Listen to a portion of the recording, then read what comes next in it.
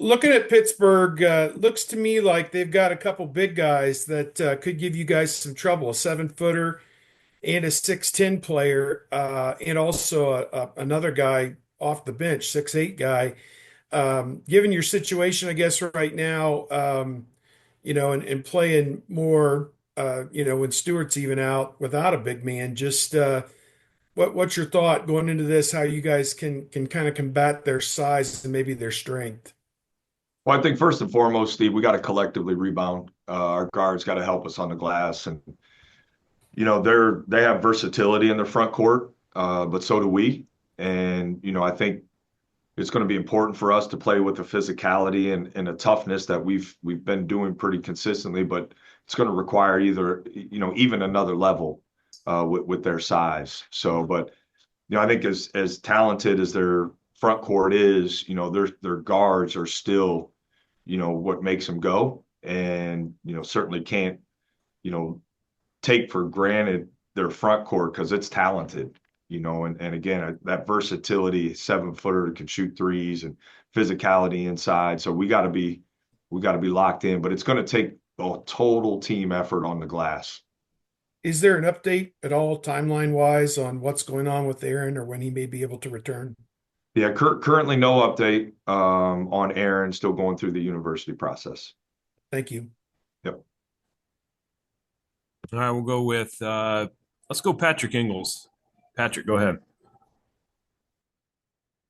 Jake, yeah, the last couple of years, you guys have been traveling around this time of the year for like showcases and stuff like that. But this year, you have 3 or 4 games in a row that are home around Thanksgiving weekend and stuff like that. So maybe like what are the benefits of staying home around this time of the year? And maybe in the future, would you like to get back to those types of showcases and tournaments that we're seeing around college basketball this week? Yeah, I think, listen, it's great to be home, for a holiday, specifically Thanksgiving, where, we'll have the team over, guys who maybe can't get home or don't have family in town for the games. Guys will come over and hang out with us. But I think, the way our schedule worked out this year, we were in some showcase games early on, right? And then we have some coming up later. So we want to play in high level non-conference games. I've spoken about that in the past. I think the way it worked out this year, we didn't have one specifically over Thanksgiving, but make no mistake, our non-conference schedule is still really tough. All right, Jake. We'll go Patrick Murphy. Hey Jake, you talked about the guard play in this game. Obviously, you've been happy, I think, with some of that. But you mentioned Bruce and sometimes asking him to do even more, be more aggressive, I think is how you put it. How important is that in a game like this? And then to be complemented by the group around him, sort of that balance we were talking about after the game the other night. Well, I think, collectively our backcourt needs to be really tough this game, which they have been, but again, it's going to require another level. Pittsburgh's a really good team. I think when I say, when I speak to Bruce's aggressiveness, I trust his decision making so much. So, him attacking, certainly hunting his own offense, but his ability to create for others has been a really good thing for us. And we certainly would love to have more of that. But I think the unique thing about our team is that we have multiple perimeter players who can be playmakers, not only for themselves, but for others. Michi can do it. John Mobley can do it. Micah can do it. So it's a collective thing for us, but Bruce's efficiency and his assist to turnover numbers, we need him to continue to push the envelope from an aggressiveness standpoint. And you've talked about you're not surprised necessarily by what John has done, having recruited him the way you did. Big games, though. I mean, sometimes the lights can be bright, and obviously he started with pretty bright lights and handled it well against Texas.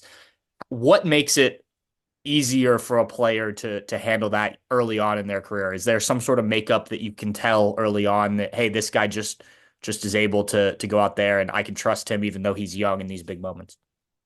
Yeah, I think there's a lot of it is his mentality, his confidence. He plays with an aggressiveness and an edge to him that, is really, it's unwavering. He misses maybe a shot or two. He doesn't become hesitant. He doesn't lose confidence. He stays aggressive, and I love that about him.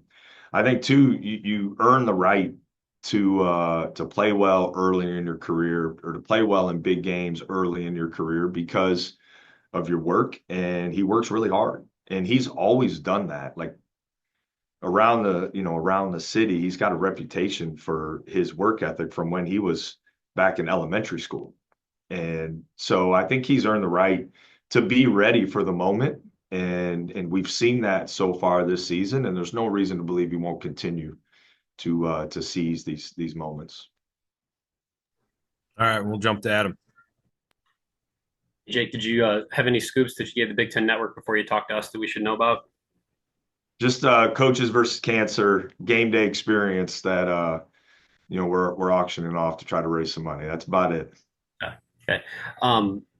You talked the other night about how you don't really consider Sean a five necessarily, and when you look at playing without a traditional center, like as basketball has evolved and as you've moved up in the college game, like what have you studied? What sort of counsel have you asked for from people that you respect as far as just the game's changed in that regard and teams can play that way? Like what have you looked at and what have you tried to study to prepare for a situation where you might be playing without a traditional big?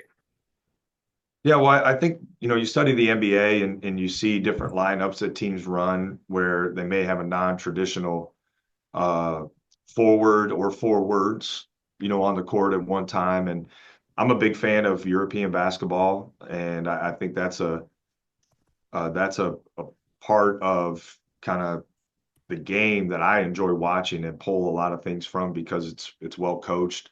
There's a high level of skill in that game, and there's great action, quite honestly, Adam, that teams are running over there. So, and then there's other college teams who have had a great deal of success throughout the last 3 or 4 years without maybe a traditional center. So you go back and you reference things like that. But ultimately, when we're sitting down and figuring out, okay, what fits the pieces that we have, we want to continue to put guys in positions to utilize their strengths. I think our guys are really settling into playing to those said strengths and accepting that as a part of their role. And that's what's been really special about this group and that chemistry that I keep referencing that we're seeing on the court with our assist numbers and guys, efficiency, all of that's connected. So it's not just one or two, places necessarily. We work all off season trying to identify exactly what's going to be great for this group. And then I think you have to continue to evolve as the season goes on because, listen, specifically in our league with the great coaching, scouting is so important and teams scout so well. So you can't just run the same stuff all season long. You have to evolve. And I think with what we've done so far offensively and the versatility we have in our front court, it provides us a space to evolve as the season continues to grow. And when you sort of start taking stock of kind of where you are and how things are going, I know that's a thing we ask a lot about early in the season as far as like, did you think you'd be doing this or doing that? Something we've never asked you is like, when do you think you have an idea of what you have? Like some coaches think like, oh, it's a certain number of games against league play. Like when do you think like you have kind of a grasp of where you stand and what this team might have? Yeah, I don't obviously have this kind of 10-year experience to reference consistently when teams maybe figure out, exactly who they are. And for me, honestly, Adam, like I don't know necessarily that I want to really take time to do that. I want us to keep pushing the envelope to get better. When you look at the schedule we have the rest of the season, we have to keep getting better. And we rely on playing with urgency, dominating hustle plays. We certainly want to put the team above ourselves. And then we want to be our best in end of half and end of game situations like that. We always fall back to that and we evaluate, are we doing those things well? I think we have so far this year. We've done those pretty well.